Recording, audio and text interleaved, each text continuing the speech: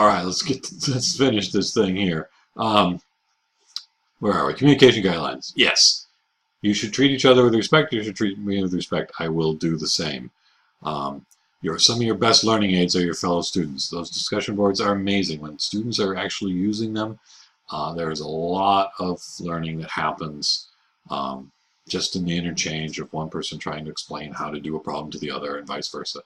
I will, of course, be jumping in and keeping people straight on their explanations.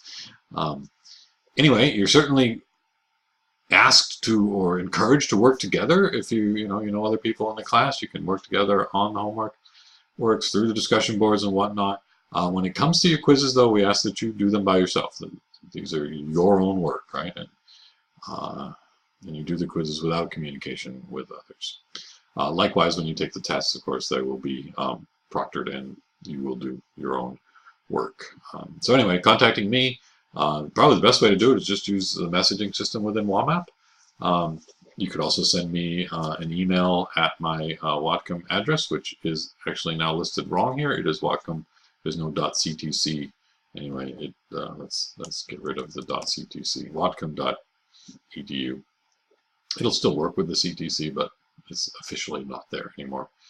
Anyway, during the week, I will respond to emails and messages and whatnot probably within 24 hours, probably sooner. I sit in my office and work and do stuff, and when something comes in, my computer goes beep, and I usually respond to it fairly quickly. Once you get to Friday, Saturday, Sunday, I'm not so available. I go home on the weekends and I try, for the most part, to do my work at work and leave it at work. So I will check in from time to time on the weekend, but it's not very often. So get your work done early. Start the week off early. Get your questions out there. You get the best chance of getting responses from me early in the week. Once Friday rolls around, particularly Friday afternoon, I'm not as available. I need to point out, although I've said it already, there are 2 times when I'm going to ask you to come to campus for the midterm and for the final. October 26th and December 6th are the dates. Okay, both will be from 6 to 8 p.m. and I need to figure out what rooms they're in. Anyway, technology requirements. Of course, you are going to need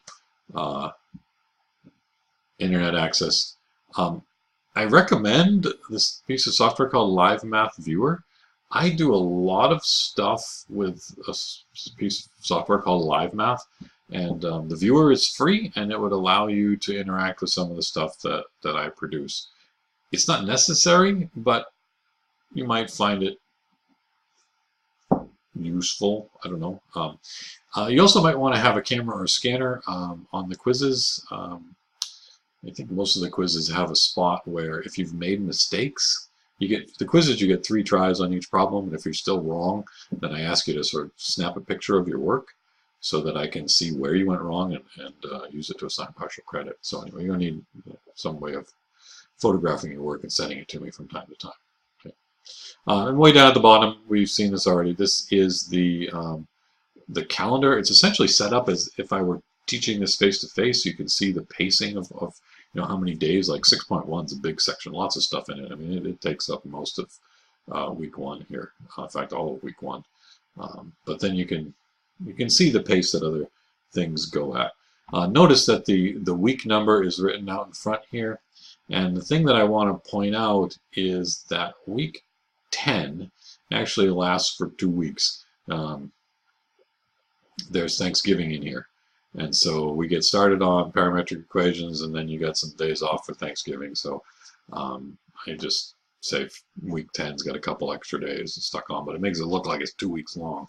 Anyway, yeah, quiz 9, they're always due on Sunday, so it's due on Sunday, November 19th, and quiz 10 is not due until 2 weeks later here on December 3rd. Right, so week 10 is a long one.